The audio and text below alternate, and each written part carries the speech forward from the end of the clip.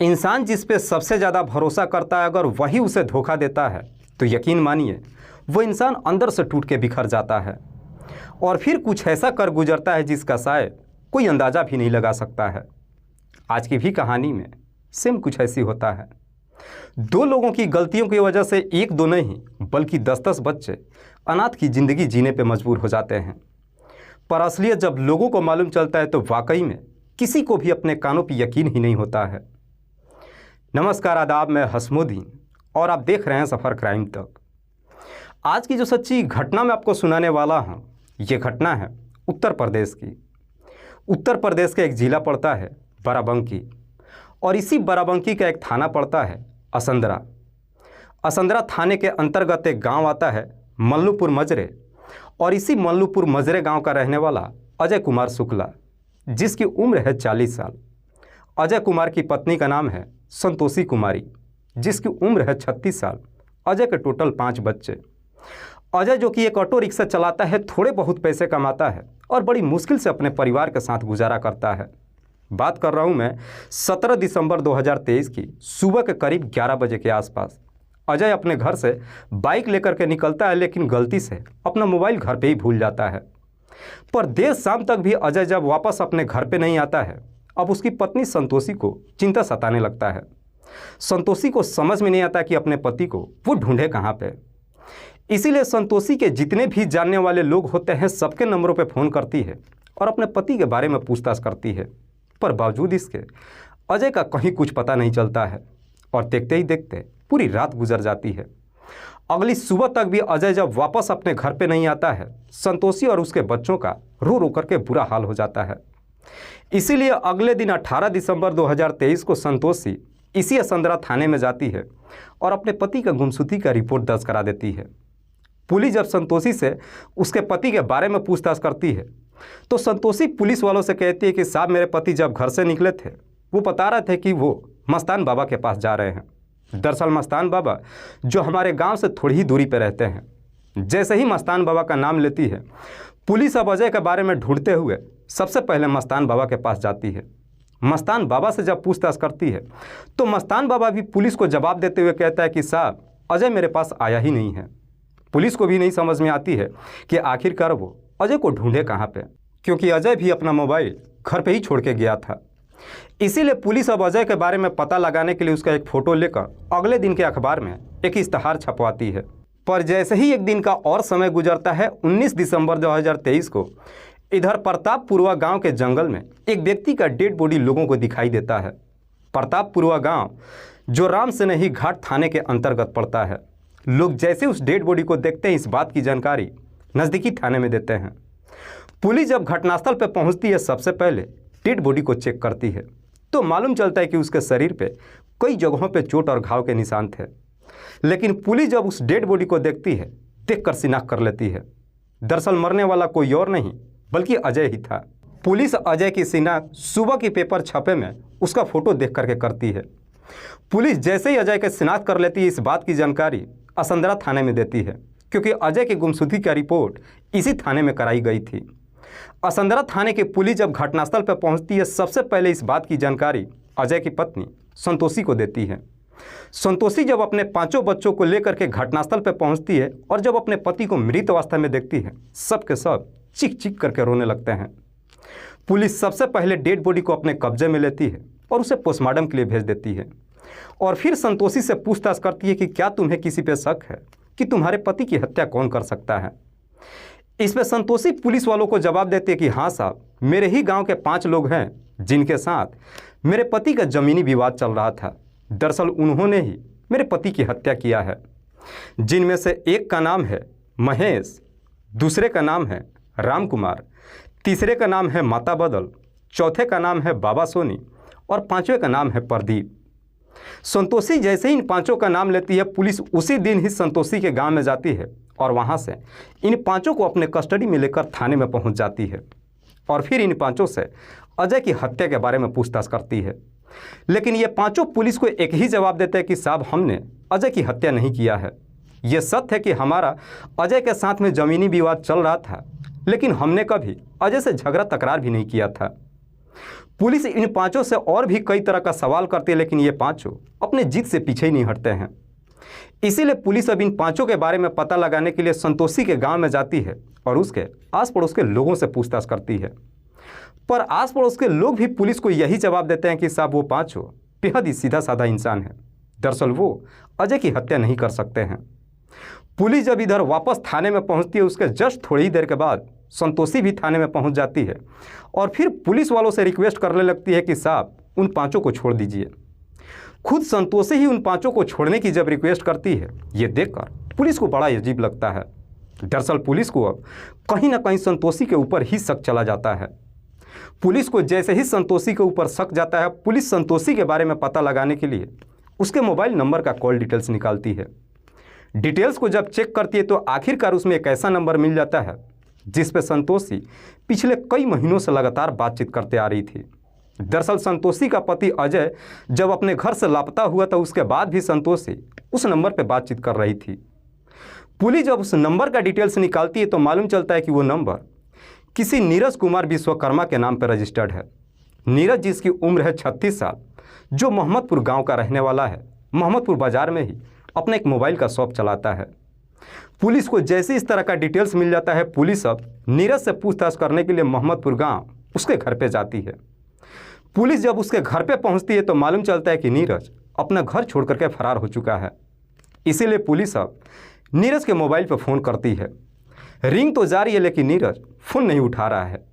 Police जब दूसरी बार नीरज के नंबर पर फ़ोन करती है तो नीरज अपना मोबाइल स्विच ऑफ कर लेता है, जिससे पुलिस को पूरा यकीन हो जाता है कि शायद नीरज अजय के हत्या के बारे में ज़रूर कुछ ना कुछ जानता होगा। इसीलिए पुलिस अब नीरज के मोबाइल का लोकेशन निकालती है और फिर उस लोकेशन पर जाकर नीरज को अपने कस्टडी में लेकर थाने में पहुंच जाती है और फिर नीरज से अजय की हत्या के बारे में पूछताछ करती है। इधर नीरज भी जब पुलिस वालों के सामने आता है, देखकर इस प्रकार से डर जाता है कि बिना किसी शक्ति दबाव के तुरंत ही अपनी सच्चाई कबूल कर लेता है। लेकिन नीरज जब इस हत्या की पूरी कहानी बताता है तो वाकई में इसे सुनने के बाद किसी को भी अपने कानों पर यकीन ही नहीं होता है। दरअसल इस कहानी की शुरुआत होती है घटना से ठीक लगभग 6 साल पहले। अजय जो कि एक बेहद ही गरीब परिवार से है, उसके पास थोड़ी बहुत खेती की ज़मीन तो है, लेकिन ऑटो रिक्शा जब चलाना शुरू करता है वो नशे की आदी हो जाता है। शराब इस प्रकार से पीने लगता है कि अपनी सारी ज़मीनें भी बेच देता है। उसके बाद से जुआ भी खेलने लगता है।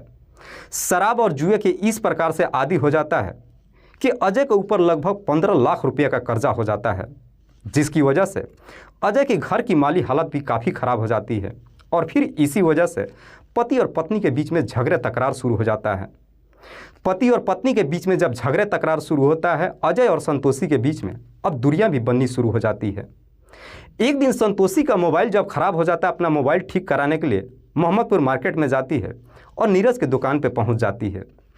नीरज को जब मोबाइल ठीक करने के लिए देती है, नीरज उससे कहता है कि थोड़ी देर अगर रुक जाओगी मैं मोबाइल अभी ठीक करके दे दूँगा। संतोषी वहीं पे ठहर जाती है, लेकिन नीरज जब उसका मोबाइल ठीक करने लगता है, संतोषी से बातचीत करने लगता है। कुछ देर तक दोनों जब एक दूसरे से बातचीत करते हैं, कहीं ना कहीं दोनों को एक दूसरे की बातें काफ़ी हद तक पसंद आ जाती है। वहाँ से संतोषी जब अपना मोबाइल लेकर घर पे आती है तो साथ ही साथ नीरज का मोबाइल नंबर भी ले लेती है। लेकिन जब घर पे पहुँचती है उसके बाद से नीरज के नंबर पर फ़ोन करती है और फिर दोनों के बीच बातचीत का सिलसिला शुरू हो जाता है। बातचीत करते करते आखिरकार नीरज और संतोषी के बीच में प्रेम प्रसंग शुरू हो जाता है। नीरज और संतोषी के बीच में जब प्रेम प्रसंग शुरू होता है, उसके बाद से संतोषी नीरज से मुलाकात करने के लिए अक्सर उसके दुकान पे ही जाना शुरू कर देती है। नीरज संतोषी को अपने घर पे इसलिए नहीं बुलाता है क्योंकि नीरज भी ऑलरेडी शादीशुदा है और उसके भी 5 बच्चे हैं। लेकिन संतोषी जब बार बार नीरज से दुकान पर मुलाकात करने के लिए जाती है, संतोषी को भी ठीक नहीं लगता है। इसीलिए संतोषी एक दिन नीरज से कहती है कि तुम मुझसे मिलने के लिए घर पे ही आ जाया करो, क्योंकि मेरा पति सुबह ही घर से ड्यूटी के लिए निकल जाता है, देर शाम तक घर वापस आता है, बच्चे भी स्कूल चले जाते हैं, मैं घर पे अकेले ही रहती हूँ। लेकिन नीरज संतोषी के घर पे जाने के लिए तैयार नहीं होता है। नीरज संतोषी से कहता है कि मैं इससे पहले ना तो तुम्हारे कभी गाँव में गया हूँ और ना ही तुम्हारे घर पर। अगर मैं तुम्हारे घर पर जाना शुरू कर दिया, कहीं ना कहीं पड़ोसियों को शक हो जाएगा और हमारे प्यार के बारे में लोगों को मालूम चल जाएगा। इसीलिए जब नीरज उसके घर पे जाने से मना कर देता है संतोषी भी नीरज से मुलाकात करने के लिए एकदम से बेचैन हो उठती है। तभी संतोषी के दिमाग में एक आइडिया क्रिएट होता है। दरअसल संतोषी सोचती है कि कैसे भी करके अपने पति का नीरज से दोस्ती करवा दे। इस बारे में जब नीरज से बातचीत करती है, नीरज को भी आइडिया पसंद आ जाता है। इसीलिए एक दिन संतोषी जानबूझ करके अपना मोबाइल तोड़ देती है और अपने पति से कहती है कि मोहम्मदपुर मार्केट में जाओ और वहाँ पे नीरज की दुकान में इसे ठीक करा देना। इधर अजय जब अपनी पत्नी का मोबाइल लेकर के नीरज के दुकान पे जाता है, उससे पहले ही संतोषी नीरज के नंबर पे फ़ोन कर देती है और कहती है कि मेरा पति मोबाइल लेकर के तुम्हारे दुकान पे पहुंचने वाला है, कैसे भी करके उससे दोस्ती कर लेना। होता भी बिल्कुल वैसी ही है। जब अजय नीरज की दुकान पे जाता है, नीरज उससे इस प्रकार से मीठी मीठी बातें करने लगता है कि अजय भी उसकी बातों में आ जाता है और फिर दोनों के बीच में दोस्ती हो जाती है। जैसे ही दोनों के बीच में दोस्ती हो जाती है, इधर अजय जब शाम के वक्त अपने घर पे पहुंचता है, नीरज भी अपना दुकान बंद करने के बाद एक शराब की बोतल ले लेता है और सीधे अजय के घर पे चला जाता है और फिर अजय के ही घर में बैठकर दोनों मज़े में शराब पीते हैं। दोनों जब एक साथ बैठ कर के शराब पीने लगते हैं, समय के अनुसार दोनों के बीच में काफ़ी गहरी दोस्ती हो जाती है। उसके बाद से नीरज जब शाम के वक्त कभी कभी अजय के जब घर पे जाता है तो रात्रि के वक्त उसके घर पे ही ठहर जाता है।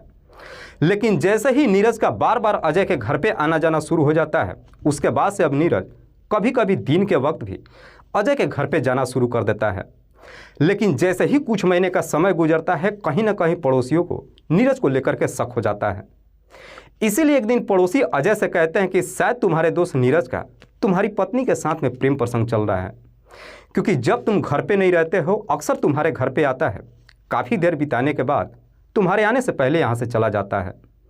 पड़ोसी जैसे इस तरह की बातें अजय से कहते हैं, अजय को भी कहीं ना कहीं अपनी पत्नी के ऊपर शक चला जाता है और फिर उसके बाद से अजय नीरज को हमेशा के लिए अपने घर पे आने से मना कर देता है।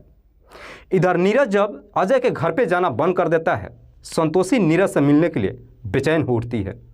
संतोषी को समझ में नहीं आता कि आखिरकार वो नीरज से कैसे मुलाकात करे। एक दिन कैसे भी मौका निकाल करके संतोषी जाकर नीरज की ही दुकान पर मुलाकात करती है और कहती है कि मेरे पति को रहते हुए हम दोनों कभी एक दूसरे से मुलाकात नहीं कर सकते हैं, इसीलिए मैं चाहती हूँ कि तुम मेरे पति को हमेशा के लिए इस दुनिया से हटा दो। अपने ही पति को जब इस दुनिया से हटाने की बात कहती है, नीरज भी संतोषी के प्यार में इस प्रकार से अंधा हो चुका था कि उसका ये काम करने के लिए तैयार हो जाता है। लेकिन सबसे बड़ी प्रॉब्लम होती है कि आखिरकार नीरज अजय से मुलाकात कैसे करे और उसे इस दुनिया से हटाए कैसे। तभी संतोषी के दिमाग में फिर से एक आइडिया आता है। संतोषी नीरज से कहती है कि तुम कैसे भी करके मेरे पति से अपनी गलतियों की माफ़ी मांग लो और फिर से उससे दोस्ती कर लो। जैसी इस तरह की बातें कहती है, नीरज एक दिन अजय के नंबर पर फ़ोन करता है और उससे मिलने के लिए अपने दुकान पर बुलाता है। अजय जब नीरज की दुकान पर पहुंचता है, नीरज तुरंत ही अजय के सामने हाथ जोड़ करके खड़ा हो जाता है और उससे अपनी गलतियों की माफ़ी मांगता है। कहता है कि कैसे भी करके एक बार मुझे माफ़ कर दो, लेकिन हमारी दोस्ती ना तोड़ो। जब दिल से अपनी गलतियों की माफ़ी मांगता है, अजय भी उसे माफ़ कर देता है। पर अजय जैसे ही माफ़ कर देता है, उसके बाद से नीरज उसे कहता है कि मैं तभी मानूंगा कि तुम मुझे माफ़ कर चुके हो जब हम एक साथ बैठ करके शराब पियेंगे, और इस बार हम शराब तुम्हारे घर पे नहीं बल्कि घर से बाहर पियेंगे। शराब पीने की बात जैसे ही कहता है, अजय भी नीरज की बातों में आ जाता है। जैसे ही अजय नीरज की बातों पर यकीन कर लेता है, 17 दिसंबर 2023 को सुबह सुबह नीरज अजय के नंबर पर फ़ोन करता है और शराब पिलाने के लिए उसे अपने दुकान पर बुलाता है। इधर करीब 11 बजे के आसपास अजय जब अपनी बाइक ले करके घर से निकलता है, संतोषी भी चालाकी दिखाते हुए अपने पति से कहती है कि तुम शराब पीने जा रहे हो सकता है तुम्हारा मोबाइल कहीं गुम हो जाएगा, इसीलिए अपना मोबाइल घर पे ही छोड़ करके जाओ। क्योंकि संतोषी को पहले ही से ही मालूम था कि पुलिस अगर उसके पति को कहीं ढूंढना शुरू करेगी तो मोबाइल के जरिए ही ढूंढेगी। अजय जब नीरज की दुकान पर पहुंचता है, नीरज अजय को कुछ देर तक अपनी दुकान पर बिठा लेता है। जैसे ही शाम हो जाती है, उसके बाद से नीरज अजय को उसी के बाइक पर बैठकर वहां से निकलता है। सबसे पहले शराब के ठेके पे जाता है और वहां से कुछ शराब की बोतल खरीद लेता है। फिर अजय से कहता है कि हम एक ऐसी सुनसान जगह पे चलते हैं जहां पे हमें कोई डिस्टर्ब नहीं करेगा। नीरज अजय से कहता है कि हम प्रतापपुरवा गांव के जंगल में चलते हैं, वहां पे कोई नहीं होता है, वहीं पे बैठ करके शराब पीते हैं। उसके बाद से जब दोनों ही बाइक से उस जंगल में पहुंचते हैं, तब तक काफ़ी अंधेरा हो चुका था। बाइक को सड़क किनारे पर लगा करके दोनों जंगल में एंट्री करते हैं। आगे आगे अजय चलता है और पीछे से नीरज। नीरज बाइक का हेलमेट अपने हाथ में ले रखा था। जैसे ही उसे मौका मिल जाता है उसी हेलमेट से अजय के सर पे काफ़ी जोर से वार कर देता है। इधर अजय जब दर्द को बर्दाश्त नहीं कर पाता है वहीं पे गिर जाता है। लेकिन अजय जैसे ही ज़मीन पे गिर जाता है उसके बाद से नीरज उसी हेलमेट से अजय के ऊपर एक पर एक कई सारे वार कर देता है, जिसकी वजह से अजय बेहोश हो जाता है। अजय जैसे ही बेहोश हो जाता है उसके बाद से नीरज अपने पास से एक तेज़ धार हथियार निकालता है और अजय के गले पे चला देता है, जिसकी वजह से अजय की घटनास्थल पे ही मौत हो जाती है। उसके बाद से नीरज अजय की डेड बॉडी को वहीं पे छोड़ देता है, अपने घर पे पहुंचता है और फिर अजय के ही नंबर पे फ़ोन करके उसकी पत्नी से कहता है कि काम हो चुका है। वाकई में नीरज जब ये पूरी कहानी पुलिस को बताता है, पुलिस नीरज के ही तहरीर पे अजय की पत्नी संतोषी को भी अपने कस्टडी में लेकर आती है। फिलहाल पुलिस ने इन दोनों आरोपियों को अपने कस्टडी में लेकर इन पे गंभीर धारा में मुकदमा दर्ज करके जेल तो भेज दिया है, पर जब इसका असलियत लोगों को मालूम चलता है तो लोग एक ही बात कहते हैं कि इन दोनों की गलती की वजह से अजय के 5 बच्चे अनाथ की ज़िंदगी जीने पे ही मजबूर नहीं हो गए, बल्कि नीरज के भी 5 बच्चे पिता के लिए तरस गए। दोस्तों, इस पूरी घटना के बारे में आप क्या सोचते हैं? आप अपनी राय हमें कमेंट बॉक्स में ज़रूर दीजिएगा। जाते जाते मैं आपको बता दूं कि कुछ मेरे व्यूवर्स हैं जो रोज़ाना मेरे इस वीडियो को देखते ही नहीं हैं, बल्कि अपना कीमती समय निकाल कर मुझे अपना प्यार भी देते हैं, जिनमें से एक का नाम है जैन मारव। जैन मारव जो अरुणाचल प्रदेश की रहने वाली है। दूसरे मेरे व्यूवर हैं नवील अहमद। नवील अहमद जो जिला बिजनौर उत्तर प्रदेश के रहने वाले हैं। तीसरे मेरे व्यूवर हैं असबा जो बंगाल की रहने वाली हैं। लास्ट मेरे व्यूवर हैं चंद्रशेखर जो उड़ीसा प्रदेश के रहने वाले हैं। मैं आप तमाम व्यूवर्स को तहे दिल से शुक्रिया अदा करता हूं। कल फिर मिलते हैं एक और नई सच्ची घटना के साथ। तब तक के लिए जय हिंद, जय भारत।